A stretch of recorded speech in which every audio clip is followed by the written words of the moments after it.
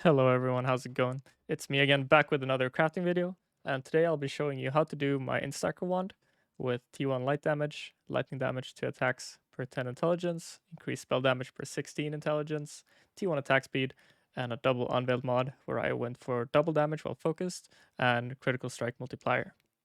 Let's jump right into it. As always, I'll post a link to the spreadsheet in the description where you can study the craft, or perhaps if you want to attempt it yourself, all the info required will be in here. Okay, so our first step is to get the T1 vaporizing, the one that adds 24 to 315 lightning damage when max rolled on the wand, together with our first Hunter Influence mod, which is lightning damage to attacks with this weapon per 10 intelligence. There are two different methods that I recommend to achieve this. One where you start on a base without Hunter Influence, and the second one where you start on a base with Hunter Influence. Make sure that you are using an imbued wand base. We use imbued because it has the highest base attack speed on a wand, and that the wand is eye level 82 and above. In the method 1, we'll be doing it without the Hunter Influence, and you can choose to alteration spam for the T1 light mod. It's around 1,900 of them to get it, or you could also buy random rare bases that are still imbued wands, 82 plus. Try to annul off any extra prefixes you have outside of the T1 light damage, and get at least one open suffix on there. Craft on prefixes can't be changed, Scour Orb, which will give you a magic base with only the T1 light, and then you hit an augmentation orb for any random suffix and imprint this base. Once you have the base imprinted, you regal orb and hope to add a second suffix. If you would add a prefix on the regal, you could try to do a Ferric Links Alpha Beastcraft, which is to remove a random prefix and add a random suffix. If you remove the T1 light, you will have to use your imprint, re-imprint, and go again. But once you have a second suffix, you are going to craft on cannot roll caster mods, and then Hunter Exalt Slam the item. It is a 1 in 33 to add our Hunter Influence mod that we are looking for, which is the lightning damage to attacks per 10 intelligence. We made sure that we always get a prefix to increase our odds of getting this mod by filling out our suffixes right, so we can't add a suffix when we Hunter Slam. And if you miss on the Hunter Exalt, you can use your imprint and go again. Or you could also try to annul off the random prefix that you got, craft on prefixes can't be changed, Scour Orb, and continue with method 2. The major benefit of using this first method, where you start on a base without Hunter Influence, is once you actually hit this mod off the Hunter Exalted Orb, you will always have an open prefix, which is what we need for step 2. In method 2, we would start with a Hunter Influence base from the start. Once again, you can look to either alteration spam the T1 lightning damage yourself, or buy Hunter Influenced wands with the mod on it, annul off any extra prefixes that you have, and at least one open suffix. Craft on prefixes can't be changed and scour, or perhaps you might even have a magic base already from method 1 with Hunter Influence and T1 light. If you get a random suffix after alt spamming, you want to imprint that base with T1 light and random suffix, and annul until you get rid of the suffix. Craft on prefixes can't be changed, and this will be our starting magic base that we are going to imprint for this method. From here, you just need to hit a regal orb and reroll lightning until you get the 1 to 6 lightning damage to attacks with this weapon per 10 intelligence hunter mod. You're most likely going to get a third prefix with this, and you have to get rid of that.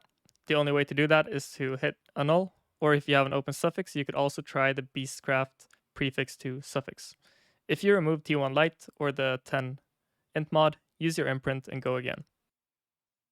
Alright, we now have a wand with T1 lightning damage per 10 intelligence hunter mod, and an open prefix, and we can move on to step 2, where the goal is to finish our prefixes by getting our second Hunter Influence mod, which is increased spell damage per 16 intelligence. If your suffixes happen to be filled up here, after you did the reroll lightning method, for example, you want to benchcraft a random prefix. It can be anything, it's just to block a prefix from getting added when we do reforge keeping prefixes to open up a suffix slot. After you get a open suffix slot, you change the craft back if needed to cannot roll attack modifiers. We craft on cannot roll attack modifiers to basically block all of these mods that are crossovered in here. So the only thing you can hit when you're going to do an augment influence is either damage penetrates elemental resistance, which has 3 tiers, or the mod we're looking for, increased spell damage per 16 intelligence. It is a 1 in 7 to hit, and even if you hit the damage penetrates elemental resistance, you can finish that one and sell it for good profit.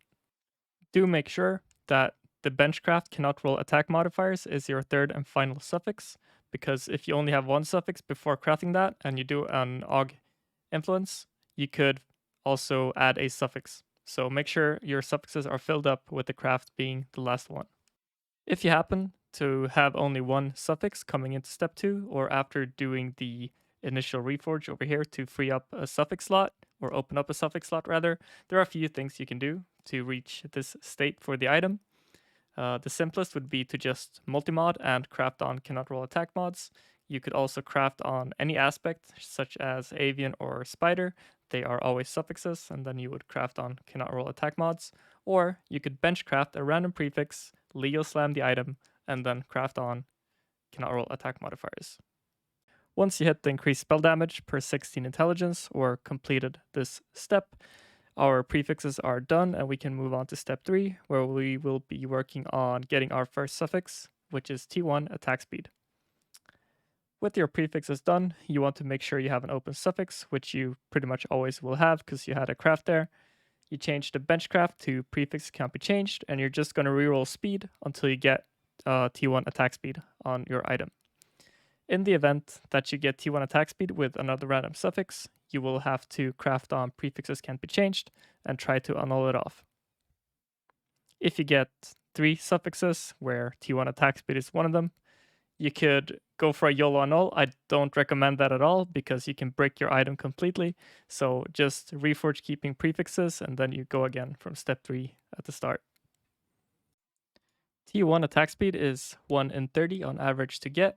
And once you have it as your only suffix, you can move on to step 4, which is just ashing slamming for the amount of veiled mods that you are looking for.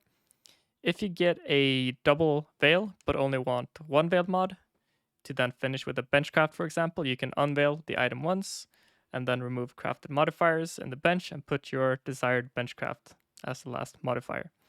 If you're going for a double veil and miss on the first mod, you have to remove crafted modifiers, craft on prefixes can't be changed, and you can try to annul off the bad mod. If you miss, you have to go back to step 3 to get the attack speed back on. If you miss on your second unveil, you have to reforge keeping prefixes until you get one open suffix. From there, you craft on prefixes can't be changed like in step 3, and you repeat step 3 until you get the attack speed back on. Now, what veiled mods are we looking for?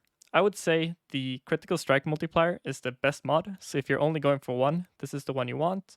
And then pretty much you always want to finish with crit chance and quality if you're not playing assassin, or if you're not crit chance capped without the crit chance quality on the wand. Remember that the values on the wand, for example attack speed and quality, they scale the local values, so they're all very good. However, for me, since I was playing assassin and I am crit chance capped without the crit chance and quality, I went for double damage while focused as my second unveil because it was more damage overall, and I'm playing a more focused oriented build this league. Once you have completed your ashling step, you can move on to the final step, which is step 5. Here basically all you have to do is divine your wand until you get desired good mods that you, or values rather, that you want on there.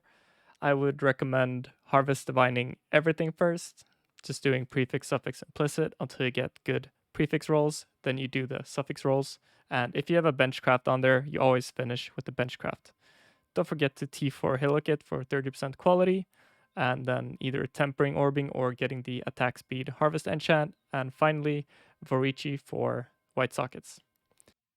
Our wand is now done, and that will be the end of today's video. I hope you enjoyed this tutorial. You know what to do if you did. Yeah, thank you for watching, and see you next time.